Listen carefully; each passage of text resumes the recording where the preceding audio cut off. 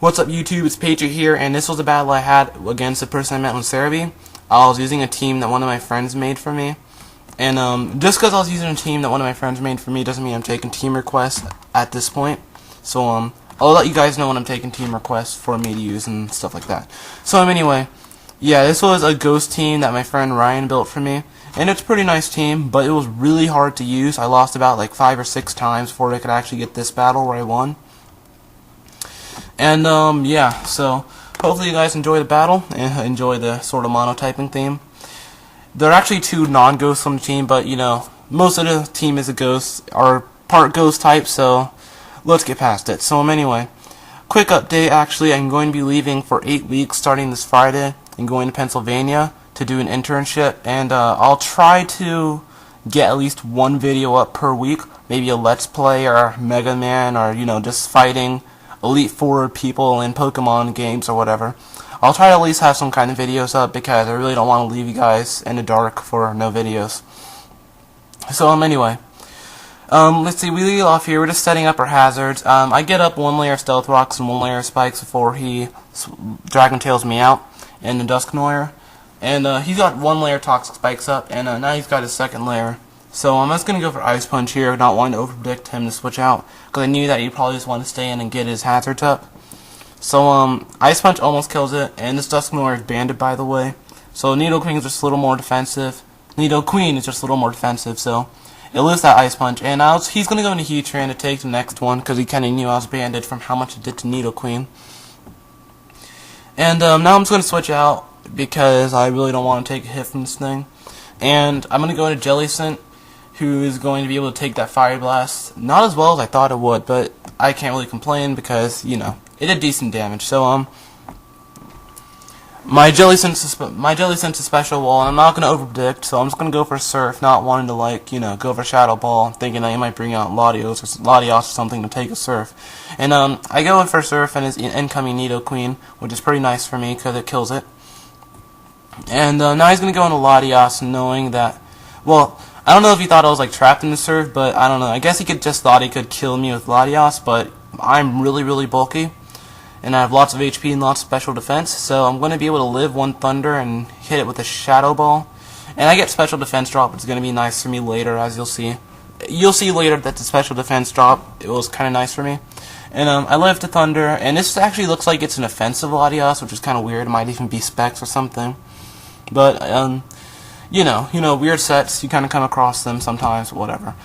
So he brings in Rhyperior, he predicts a switch, and as I go into Fortress, my physical wall, he goes for Rock Polish, which pretty much kind of screws me over, because he's faster than everything on my team.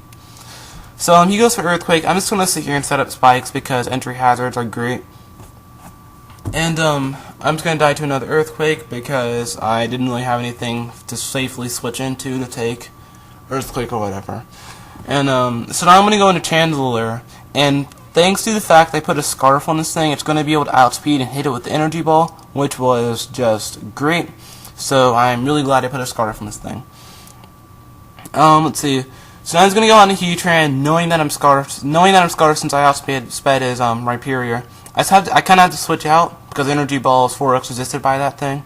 And I'm just going to go into Tyler, the Spiritomb. Shout out to you. You know who I'm talking to. So just to kind of stall out of Life Orb damage, because I kind of want to be able to switch in and kill Heatran with the Shadow Ball from Chandelure. Because, yeah. So anyway, I kind of stall out of 2 moves with Life Orb, and I'm going to go in Chandelure and hit it with the Shadow Ball, and that's going to kill it.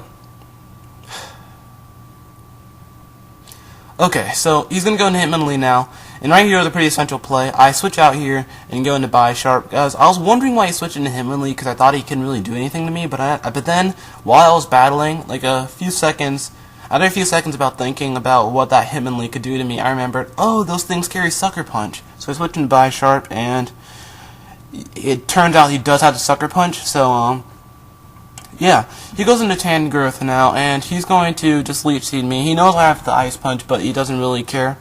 So I'm just going to go for Ice Punch, and it does, and actually that Tangrowth takes it a lot better than I thought it would. After Leftovers and Leech Seed, it's going to be back on the green, so yeah. This shows how physically defensive Tangrowth is, and yeah. So he goes for Power Whip, and it's gonna kill me. It's because I didn't really have anything to safely switch into. Maybe Chandelure, but I didn't want to like do that. I just want to come in and like not take any damage or whatever, and not get leech seeded. So I'm gonna go for Shadow Ball. I'm actually kind of surprised to lift that. I guess Tangrowth isn't as especially defensive as it is physically defensive. And right here is the play of the game. I don't switch out and go into Bisharp like I did last time, because actually he went for Blaze Kick right there, as he told me on chat, and predicting the Bisharp to come out. So I stayed in and went for the Shadow Ball. He actually predicted me to be scared out by Sucker Punch, but I didn't get scared out, and I just went for Shadow Ball, and now it's pretty much play of the game. If I had switched out in the Bisharp, it would have been a good game, but since I stayed in, that's what won me the game. So good game. And thank you for recommending this team to Ryan. It was really hard to use, but I kind of got through it. So anyway, I'll see you guys later. Rate, comment, subscribe.